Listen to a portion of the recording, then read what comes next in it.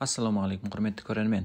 Жосе Муджика, Уругвай мемлекетінің басшысы, өзін әлемге ең кедей елбасы ретінде танытқан адам. Дүниеге бұлай танылуындағы басты себептерінің бірі, өзінің алып отырған $12,000 айлығының 90%-ін жетім жесірлер мен кедей кепшіктерге таратып отырады. Екіншісіне келер болсақ, оқ қағарларының болмай, мемлекет басшысына арналған сарайдан бас тартып, ауылына барып тұрғаны болар. Ол өзіне тілші тарапынан қойылған «Сіз үшін байлық не?» деген сұрағына «Мен үшін байлық сабынның көбігі» деп жауап береді.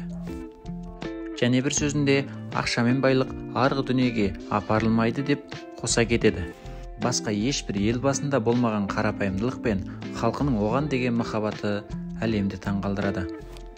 Жастық шағында елім үшін, халқым үшін деп күресіп жүріп, 12 жыл бойы түрмеге жатады.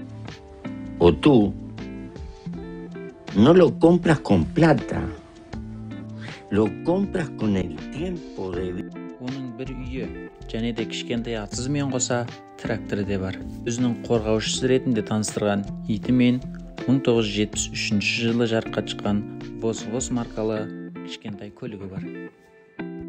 Не үшін бұндай шешімге келгенін сұрағандарға әрбір мемлекет басшысы өз халқының жағдайын білуі керек. Ойлағаның сияқты өмір сүрсең, өмір сүргенің сияқты ойлайсың деп жауап береді.